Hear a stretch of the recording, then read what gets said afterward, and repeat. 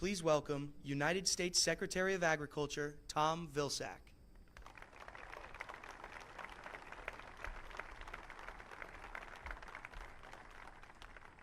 Thank you very, very much. It's great to be here. Certainly want to thank Vernon Electric Cooperative and the Dairyland Power Cooperative for the opportunity to be here with you all today.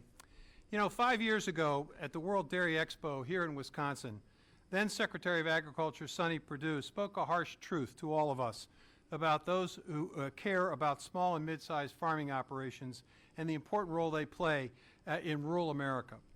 In response to a question about the loss of small dairy operations, the Secretary lamented that in the United States you have to get big or you have to get out. This was a challenge to all of us to find a better way. And I'm pleased to say that the Biden-Harris administration, with the President's leadership, accepted that challenge.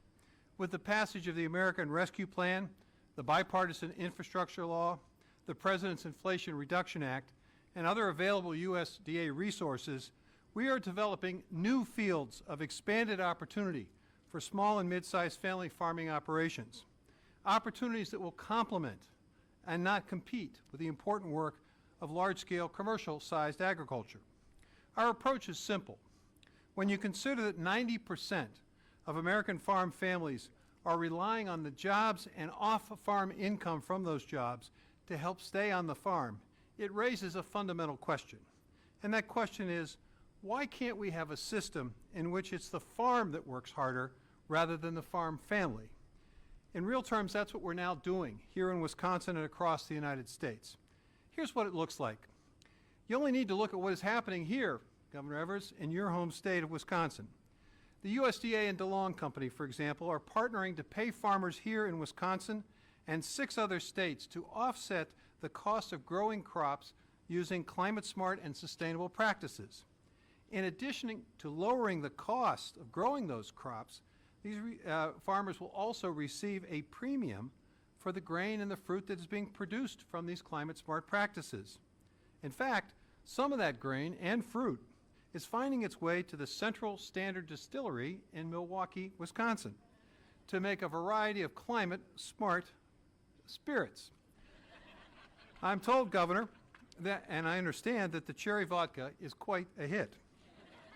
Now, this is just one of 27 projects here operating in the state of Wisconsin, covering 46 commodities where farmers will be paid to embrace climate-smart practices and receive a higher return for their work. USDA, as part of the President's competitive agenda, has invested in more processing capacity here in Wisconsin as well. This is providing a better price and a better market for livestock producers here, more choice and lower costs for consumers here in Wisconsin.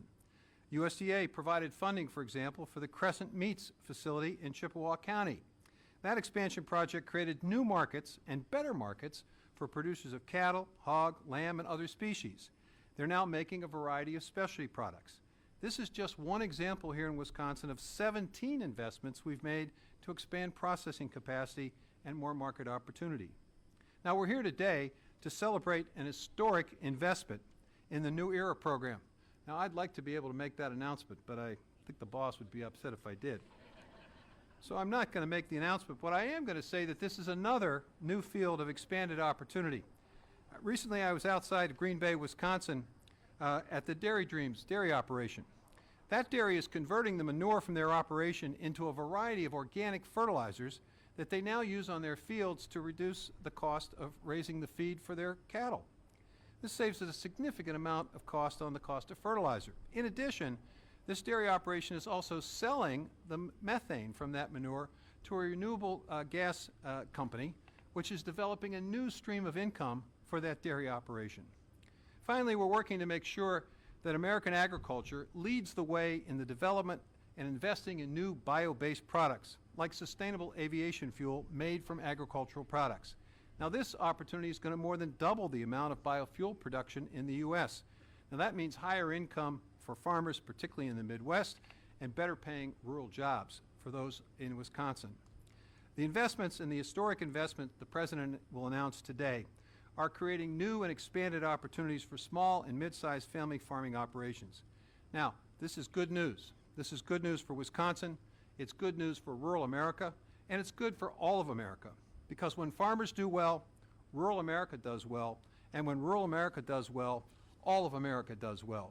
For that reason, may God bless those who farm and ranch and provide us with the food that we need, the fuel and the energy for our economy. God bless you all. Thank you.